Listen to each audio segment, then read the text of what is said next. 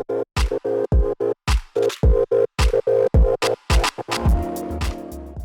good morning and welcome, everyone. We're excited to be here today and talk about the ROI of learning and development. So without going into too much detail, I'm going to introduce myself. I'm Alyson Hudson. I'm the CIO for Human Resources at Prudential.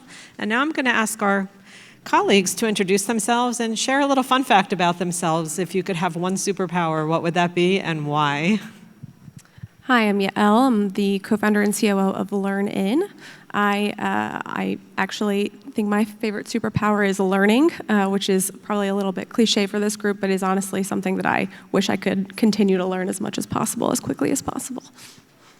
And then LearnIn, we're an education benefits company helping companies offer various things from learning stipends to building their own academy. Hi everyone, I'm Rashim Mogha. I'm GM for Leadership and Business Vertical at Skillsoft, which is an ed tech company providing corporates across the world the ability to unleash the edge in their workforce. My superpower, I actually have a superpower. It's called the Make It Happen superpower. So essentially, I've found myself landing into situations where the problem is unknown and ambiguous. And I go in there and I figure out what the problem is, and then I create a strategy on how to handle that problem, and then operationalize it for my team to take it forward. So that's in a nutshell what my superpower is, Hudson.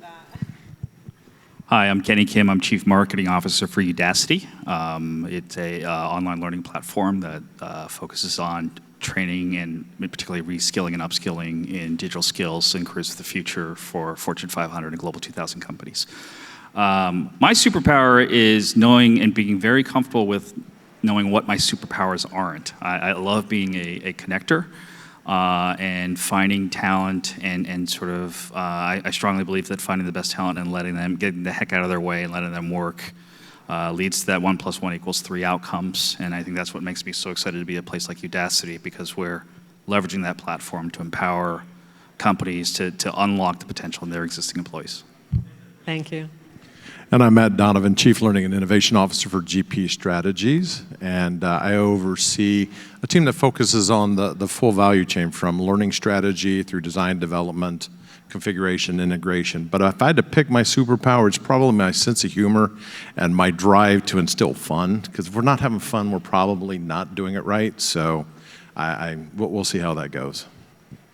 My superpower would be to be any place at any time at the blink of an eye. Coming from a mom who lives in New Jersey, has 2 daughters in Colorado and 2 in Massachusetts, getting around can be a little difficult. So with that, one of the things I found interesting as we were meeting as a panel was really understanding that there was a whole lot of opinions around the ROI on learning, and I was actually surprised to see and hear some of those opinions. So I'd like to start, Matt, with you. If you could talk about what your thoughts and opinions are regarding ROI for learning. Yeah, I think when it comes to the ROI for learning, one of the first things to think about is I've seen with a lot of the corporations we're working with is tying it back to the business outcomes. Most of the businesses I work with are not in learning for learning's sake. They're actually in the business of doing something else. So the more we can measure the outcomes of learning in the terms of what the business is doing and the achievable outcomes from that. So one of our approaches is creating that what I would call a measurement map that starts with the most lagging indicators, an increase in sales, decrease in cost, and then moving through the behaviors and the things that get back to the intervention you're starting with. So in the beginning, being able to map those critical stakeholders and what their metrics are at the end and tying it into. That's one element. But when you get to what you're really trying to measure is shifting from traditional consumption-based metrics of like how much am I consuming, and really getting into what I call performer-centric metrics, which is, first of all, understanding that not all learning needs are the same. The first time I'm learning something is different than when I need to learn about something that went wrong or to do something different, or if I need to innovate or grow for my next career. Each of those moments are different, and so we need to kind of map the right metrics for each of those. So from 2 dimensions, that's the biggest thing, is linking it back to the outcomes and then recognizing that we need to have that full range of performer-centric. Thank you. Kenny, your thoughts? Yeah, I think accountability is increasing across the board, whether it's for individuals and corporations. If COVID taught us anything in the last 18 months, for those that have children at home or homeschooled, like passively consuming content for a screen one way is a horrible way to learn anything, right? And we're fortunate enough to have a founder in Sebastian who realized that and wanted to develop a better way to sort of teach skills online, right? And beyond that, I think the accountability is a simple aspect, but like sort of going back and talking to learners and getting their feedback on, one, what did they learn? Two, how are they going to apply it to the workplace? And then three, like how ready are they to sort of apply it, build that learning model? And that's something we've invested in, and I'll get into a little more detail around the data we have, but I think it's super critical. Thank you. Rashim? So traditionally, if you look at it, measurement has been consumption-based. What is my CSAT score? How many people are coming to the training? How many people are revisiting the training? But really, if you look at it, how businesses are evolving, there's so much emphasis now on innovation, on agility. And how do you change your metrics in such a way, the measurement in such a way that it really leads to thinking about what did this training do in terms of making my workforce more innovative or changing the mindset of my workforce? And that's the critical piece. I think that's the stage where organizations are now moving in. So there was consumption-based, then it became performance-based, and now it's around how is the mindset changing? The change management piece of it is becoming so important. And this is critical because when you think about learning is a journey. It's not an event. And typically what we have measured in the past is training, not learning.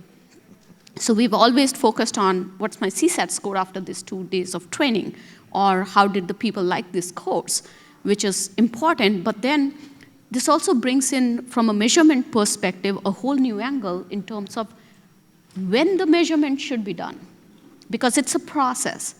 Innovation is not going to show up on day one after you create a training or take a training. It's a learning. It's going to happen over a period of time. So how do you start building those mechanisms to truly start thinking about mindset change as opposed to just an event-driven measurement? Thank you. Yeah.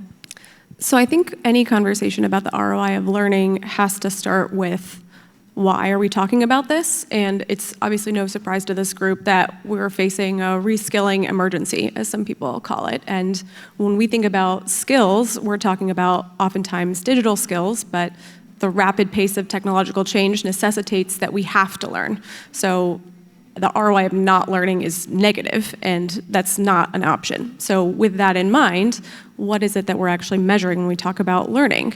And so I like to think about learning more from the perspective of skill building, again, gearing towards business outcomes. And a lot of the things that we're talking about are hard to measure, and we do the best that we can with the metrics that we have. And we'll get into this more, I'm sure, but we talk about sort of moving beyond metrics of like completion and engagement, but we're talking about retention, right? With the Great Resignation today, companies are going to have to invest in their learners more. 94% of employees will say they would stay at their company longer if they just helped them learn. And so when you think about some of these really existential requirements for the workforce to continually be able to learn new skills, build new skills, and apply them to the workforce, that's really where it starts, is the actual ability to build these skills that are necessary for your job, that are necessary for your next job, that are necessary for your business.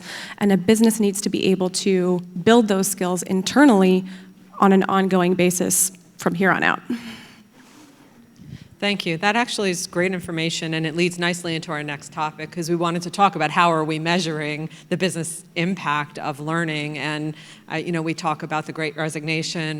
We're hearing a lot about talent and upskilling and reskilling. How are you, Matt, measuring the business impact? Are you seeing a link between learning and employee engagement, customer satisfaction? Yeah, I think those are definitely outcomes that we want to change: customer engagement, customer satisfaction, employee engagement, retention. But I think we're also trying to get better, and kind of coming back to your talent.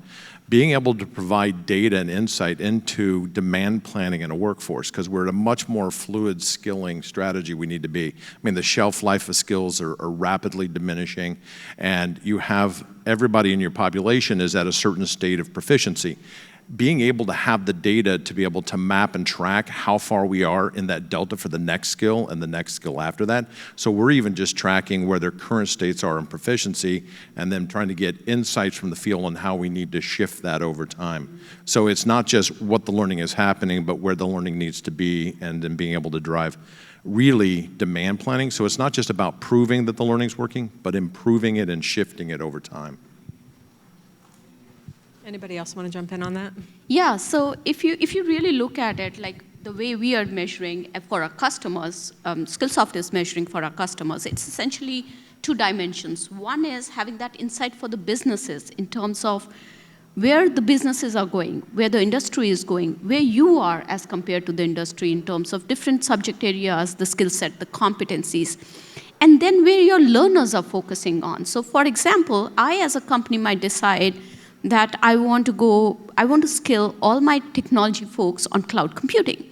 But then, as I assess the data and I look at it, I might realize that most of my technology folks are focusing on networking topics as opposed to cloud computing topics, which basically tells me that there is a skill gap that exists. Even before people can start talking about cloud computing, they need to understand the networking basics.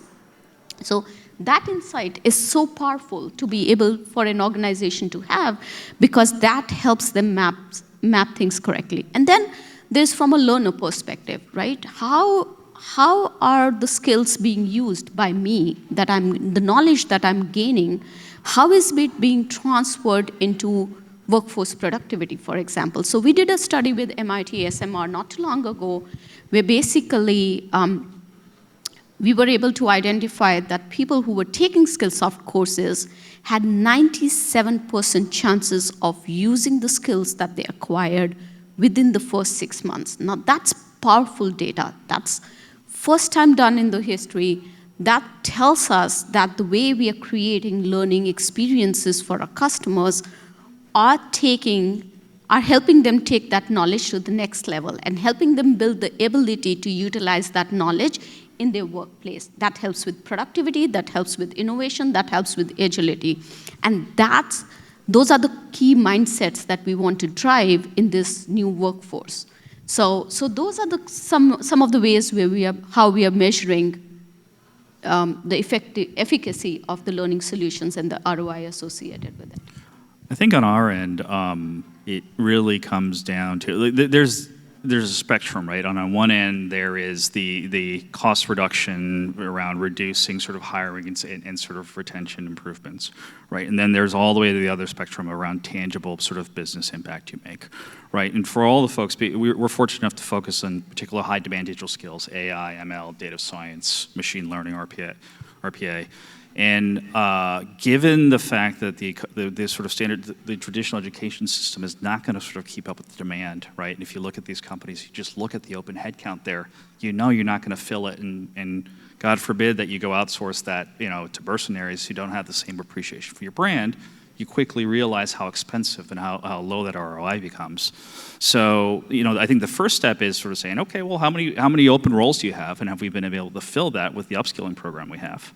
And then on the far end of the spectrum, are you implementing those programs to make a business impact? For example, our client Shell, we sort of built out a whole sort of AI academy, upskilled employees. They had 300 open AI projects, right? And they applied it in ways to sort of reduce sort of manufacturing and malfunctions in their onshore drilling and offshore sort of platforms. And the AI-driven model they built generated $2 million of savings per malfunction that they were able to sort of identify with this model. So the customization of that impact really comes down to us working very closely with the business leaders to map specific skill sets of where are you feeling the acute pain, how do we close the gap, and then holding ourselves accountable in terms of impact reports beyond that. So again, I think the logical sort of calculation is like how many jobs can you fill today? Because I think everyone needs to invest in a reskilling upskill program for their best talent or talent across the board. And then on the opposite end of the spectrum, be very mindful and deliberate about how you're going to measure the impact on specific projects. And we have to remember over here that data can be misleading, right? It's how you interpret the data that's important too. So understanding how data is interpreted and how we have all been in situations where we need budgets from the businesses, and we go in with data that's powerful, right? But for the longest time, the biggest challenge has been, great, so many learners, this awesome CSAT score that we have been receiving, it goes beyond people in the seats. And that is the piece where what we are trying to address over here in terms of, not how many certifications taken or passed because of the training, but after that certification, what happens to the individual?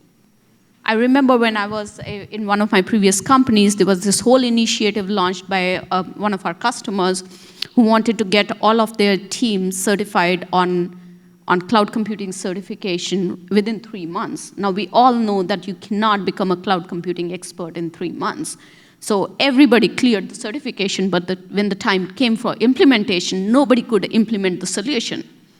And that's where the rubber meets the road, if you will. So it has to go beyond that, and that's why these measurements become so important. Like, what happens to the learners, not today, not tomorrow, but 6 months after they have gained this knowledge? How much have they been able to capture? How much have they been able to move forward with?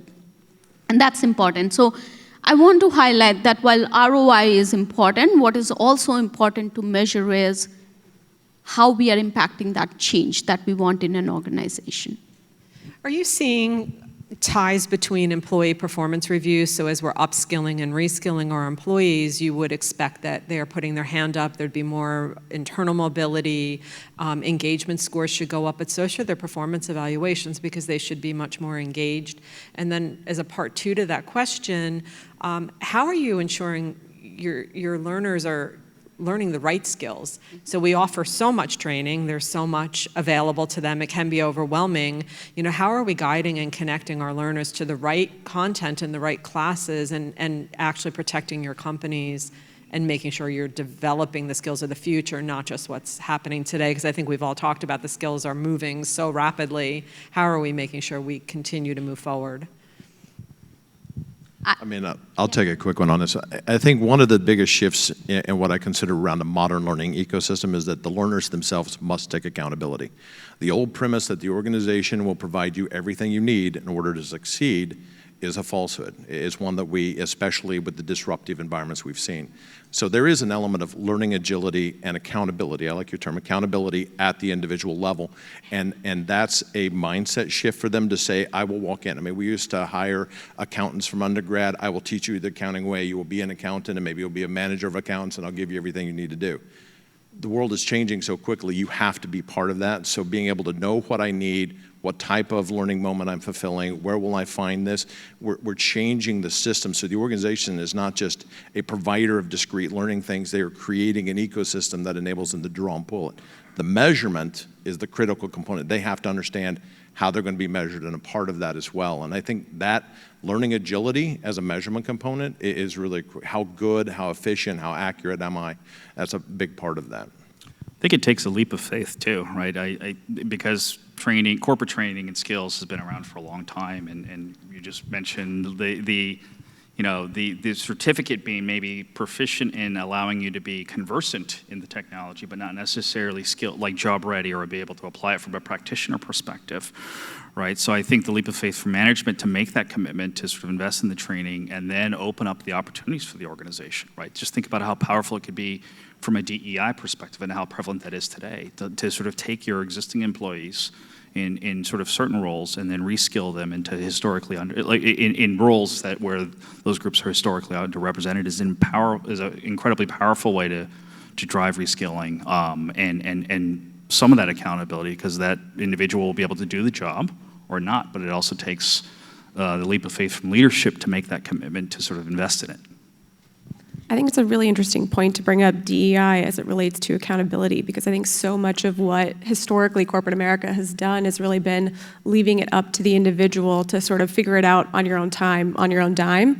And guess who really doesn't have time or dimes? Extra people who are often not represented in upper echelons of management. So I think when you think about what a company's overarching HR strategy, from DEI to L&D to talent management and acquisition, having something that is truly unified across all of those and is really intentional and says, these are our principles, these are our intended outcomes, this is how we're going to build a process and a strategy to actually achieve those desired outcomes, and then setting metrics based on those intended outcomes and measuring that so that you can, as to the title of this panel, right, you can't manage what you can't measure. So at the end of the day, if you're kind of setting internal goals for internal mobility, I want 20% of this to be filled by internal candidates. I want people of color and women to, make up certain percentages of middle managers, upper level managers, et cetera, and how are we tracking against that on a 1 to 5 year arc? And so all of those things, I think, have to stem from what is the goal, what are our tools at our disposal to be able to achieve that goal, and are we measuring the right things to be able to get that? Because otherwise, it's not going to come up necessarily in completion or engagement or what have you. And if you're checking this like on an annual basis, guess what? It's way too late, right? You have to be talking about this on a more regular basis and measuring it and holding yourself accountable as an organization, as a manager, and as an individual, certainly, to ensure that there's kind of that continuity across all of it. Yeah. Thank you. So Alyson, as you and I were talking this morning, career paths are no longer linear, right? You have to go across all dimensions to be a true leader, and today's organizations expect everybody to be a leader. So when you start thinking about, what measurements do we need to put in play, that aspect of continuous learning, that aspect of growth mindset, that aspect of innovation, and that aspect of leading inclusively needs to be the framework in the measurement. So what we are providing our customers with is 2 opportunities to do that across their leadership journey and learning journey. One is through our digital learning assessments, which basically is, how are you as a digital leader? And oh, by the way, digital doesn't mean just technology. There is innovation a part of that conversation. Agility is part of that conversation. Inclusive leadership is that part of the conversation. And to assess yourself before and after you've been through a learning program to see where you are. And then second, with our acquisition of Pluma, a digital scalable learning, coaching platform that we just acquired a month ago, how do you democratize coaching? Because that's so important. As you mentioned, Yael, rightly, we've made it on people's dime in the past, and that's not accessible to everybody. So how do you make leadership and coaching available to everybody so that it's a conversation of building an equal world with equal opportunities to everybody? And that's where it becomes critical. So when you do a 360-degree assessment, how beautiful it would be if you can map it back to your business objectives, and that is customized for your organization. So you take that 360-degree assessment before and after your coaching programs to see how you as an individual have moved the needle in terms of your own learning, but how as an organization also you've moved a needle. So those kind of assessments and measurements we have put in place to help organizations that we work with to truly measure ROI in the sense that it moves the needle, it maps to the overall business objectives, and sometimes even the values of an organization, which is such a hard thing to do. I think one of the things, and you've hit a little bit on it, is that, let's be honest, why don't we measure more consistently? It's cost, time, energy. I got a $500,000 initiative. Am I going to spend $200,000 to go to figure out whether or not it worked? Probably not. I don't have the time, track down the managers. The issue comes back into an ROI conversation. Where's the sustainability of the measurement? We've got to get to a more sustainable, and I think that that's where it gets into dovetailing a measurement map or a measurement plan that goes from those most lagging business indicators all the way across, and you're mapping where are you pulling data already in the organization, and how can you create a causal chain from beginning to end so you can show your intervention through naturally occurring data. So you can drive down your cost of data acquisition. You're already trending into common analytics, and you're able to do it. And what's even better is when you get these disconnects between a strategic shift in an organization, their metrics don't align in the business and what you've been told to teach, and we drive the learners out there and we say, why aren't you performing better? Because I told you this, but I'm measured like that, and I reinforce that. So learning is often historically taken the strategy where we will go this and we'll create our own kind of, sometimes more transactional, cheaper metrics, but it's harder work to dive into the business. And that sustainability is at first, driving down the cost is the biggest factor on ROI. And we've got to get there. Otherwise, it's going to get hard to say, why am I going to pay you to show me something that should already work? You're the expert. Why doesn't it already work? So it's another side. But I think measuring coaching efficacy, that's messy and hard to do. Are the ways we can bring data points in it to make it easier to get those indicators. And then also consistency in what you're measuring, right? If as a company, your objectives are changing every year, then you don't have enough data points and a stronger data set to go back to and see how you're developing as an organization. So that's important too, what you're measuring and how you're measuring it.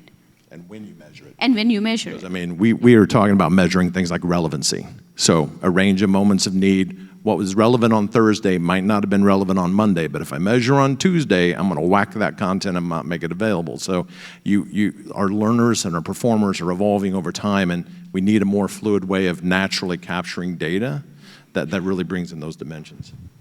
I think also capturing the data and being able to look at it across the whole organization, not just the learning data, right? It's creating those connectivity to the hiring process, does upskill, and actually we were going to talk about this next, so I'm going to pivot a little bit. And, let's talk about the cost of hiring and the effects of upskilling and reskilling versus hiring. And, are we seeing ROI even in the talent acquisition space? And when you think about connecting business opportunities across your organization, now you start to create cross-transparency, better learning, better understanding of organization, and making opportunities available to everybody, not just to somebody who happens to be sitting in the arm of the organization that's growing. So what are your thoughts on that? Yeah, I think it's a great question. And when we talk about the ROI of learning, I really do think that's why you have to think about the overarching goals of what an HR organization and a people organization is for. What is the ROI of hiring? What are the costs of hiring? What are the costs of firing? Anyone here who's hired knows how time-consuming and expensive that is, whether you're hiring through an external recruiter, internal recruiter, how much of your time it takes, how much time it takes to onboard someone, get them up to speed. It's interesting, one of the more compelling points is around somebody's success in our role is whether they were in that company before, not necessarily whether they had that title before at a different company. Being able to bring in that internal talent because of that internal domain expertise is really valuable in a lot of ways. And when you actually start putting pen to paper and put some numbers behind this, the math checks out. Like anybody who pulls up a spreadsheet, like I'm actually publishing a blog post about this, but if you just put out like some assumptions around what the cost is to hire someone, and this goes back to data that people already track, you know how much it costs to hire for certain roles. You know how many days, you know how many days it takes to hire someone, theoretically, right? A lot of HRIS systems will track that. What is the cost? What is the salary for that role? How much of the time of your internal and external recruiters is that taking, right? Apply that, add some time to onboard new people, add some time for the managers to actually train them. What does that cost to hire someone? Now, what is the cost to build that talent internally, right? On top of the existing retention metrics and all the engagement and the feel-good stuff, which is real, right? It's harder to measure sometimes, but it is real. You have just a cost arbitrage. And the build versus buy case for talent is super clear, particularly for hard-to-fill roles, particularly for digital skills. Burson's got a bunch of really great stats about this. It goes anywhere from like 1.5 to 2 times an annual salary to 400% of an annual salary for the more senior kind of leadership roles and for things like, data science, PhDs, et cetera. And so when you actually think about for your specific needs as a business, what your needs are, whether it's hiring 200 data scientists or 2,000 data analysts or whatever it is, and then you think about what it costs your organization to do that, and what are your opportunities to reskill people internally? And that is a more continuous opportunity for building a differentiated competitive advantage as a business, not just because it's the right thing to do, but because it's the good thing to do for business. And doing that math yourself as an organization is like really all you need to have that eye-opening aha moment and say, oh, this is actually a really good idea. And the challenge is oftentimes like getting that buy-in, right? Strategically, it's best when it comes from the top. It's harder to do when there's all these different siloed business unit leaders who are out there just like, I don't have time to deal with L&D or HR. I'm gonna just do this myself, and all the different people with different budgets across an entire organization. So the more that you can get strategic buy-in across an organization, and the more that you can have a top-down strategy that is really cohesive across all of your people objectives, the better you'll have these outcomes, and the more you'll be able to track that success and then continually be able to invest in it. Organizations that have, been able to track this effectively have been able to preserve their budgets. Like there's, I think, famously Verizon had like a $1 billion initiative for tuition assistance, for instance. And when finance would come knocking on their door and say, excuse me, why are you spending so much money on this? They're like, oh, no, we have the numbers. We know how much it costs us to replace people who leave. And we know that this is going to make people stay for longer. And we know that this is way more cost effective. Goodbye, finance. And then you are going on your merry way.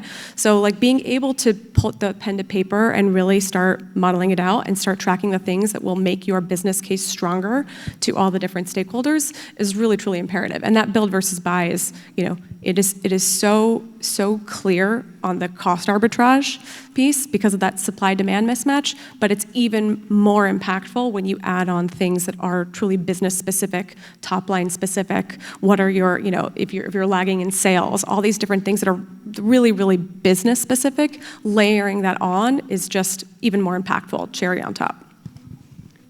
There are actually two aspects to it if you really look at it. One is from a perspective of what does it cost to bring somebody in?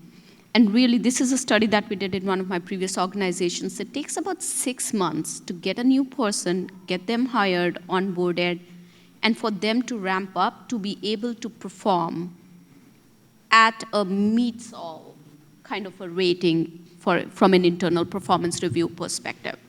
That's a huge cost. And by the way, that doesn't take into account the cost for hiring somebody, which is putting a job rec out there, having a search on, the business and opportunity lost for that time that a person was not on there. But when you really look at it from a reskilling and upskilling perspective and the movement of internal talent, there's another piece that becomes clear is, are you reskilling and upskilling for the right skills that are required in an organization? We talk about accountability and individuals just going out there and learning, but are you learning for the jobs of the future? Are you learning for skills that are going to be, that you can use from point A in your career to point B in your career? Because we are in an era where 5 years from now, there would be jobs that we don't even know the names of. So what are we learning for? Where are we going towards is important to understand. And that's why it cannot be just reskilling. It has to be focused reskilling with the right kind of skills identified and bridging that skills gap that exists.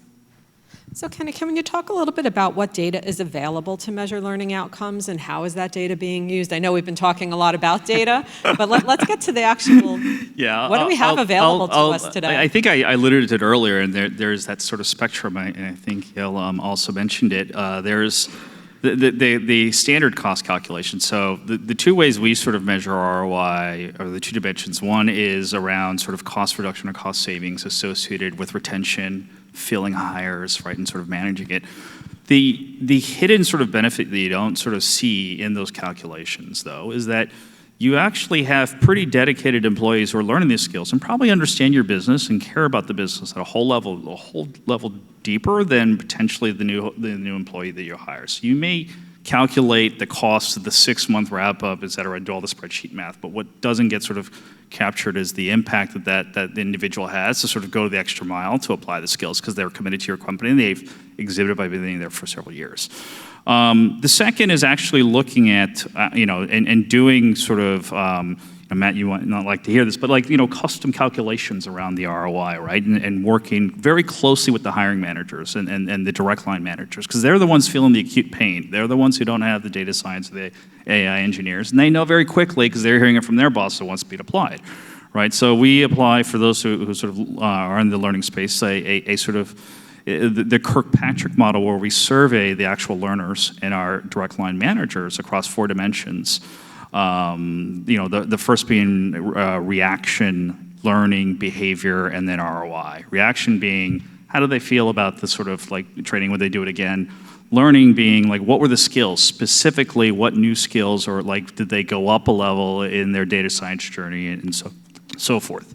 Behavior specifically like prompts learners to ask, are they actually going to apply the skills they learned in the workplace, or have they already moreover? And then the last bit is ROI. And I think the ROI is really where the magic is. And there's a number of student stories that are incredibly inspiring. We worked with the South American bank, and it just took one individual taking a data engineering class, building sort of dashboards that typically took 3 weeks into 2 days, and then unlocking value that sort of generated $12 million of cross-sell and upsell, sort of like business impact on their business. That was real, right? And it's that accountability that excites us and what we invest in. But the spectrum is wide, and I would just sort of say, to your point, don't just focus on the sort of skills measured, the skills mapping, and so forth. Talk to the learners, talk to the actual direct line managers, because they are the ones feeling the acute pain, and they'll tell you whether it's worth it or not, because they're the ones whose necks are on the line.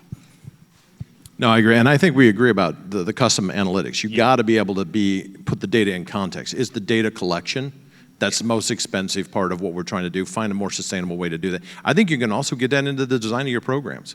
I mean, we've looked at incorporating very solid adult learning principles of spaced learning, for example. We work to just change it up so that I can actually gather level 3 data before I ever ask them, did you like the experience on level 1?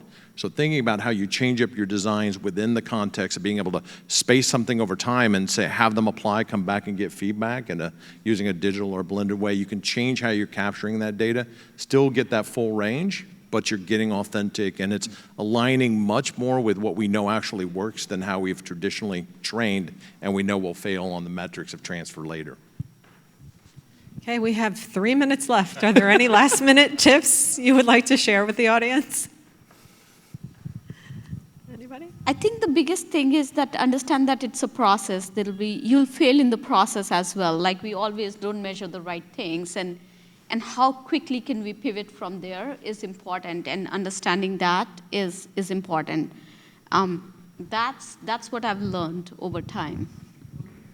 You need to measure to not only prove, but to improve the continuous improvement systems. You need to capture that data. It's both sides of the equation. Yeah, and leverage your networks, talk to folks, talk to your sort of employees. Not all platforms are created equal, and I think investing in understanding that there's such a proliferation of online learning and options out there, and I think what may work for one sort of organization may not sort of work for another, or there may be complementary elements despite whatever your company or your organization already has in place. There may be supplemental. So this is a constantly dynamic environment, just like skills continue to evolve, so do the platforms, and get to know it and find the right one find the one that's right for your business needs. I think it's all about what are your outcomes, and are you building towards those outcomes? Like, for me, I am all about outcomes and access. And when we talk about the ROI, at the end of the day, we're talking about outcomes. We spent $165 billion last year in corporate training in North America, more than double that globally. That's up 30% in a decade. At the same time that the percent of CEOs worried about the availability of skills has gone up by like a lot. So I think it was 53% to 79%. So at the same time, we are not going to be able to do less because we have to do more with less. And so being creative, being really cognizant about what are the outcomes I'm trying to achieve, what is the most efficient and economical way to achieve those outcomes, and it might not be what you expect. So being able to challenge your own assumptions, being able to think critically, and being able to just kind of revisit that on an ongoing basis, I think is really, really critical. Well, thank everybody for sharing today, and thank you all for joining. What we'd like to do is, if you'd like to continue this conversation, we'd love to meet you at the end of the hallway in the open area. The walls are thin, and we've got to get the next session going, so we're hoping to continue talking further down the hallway. Have a great day, everybody.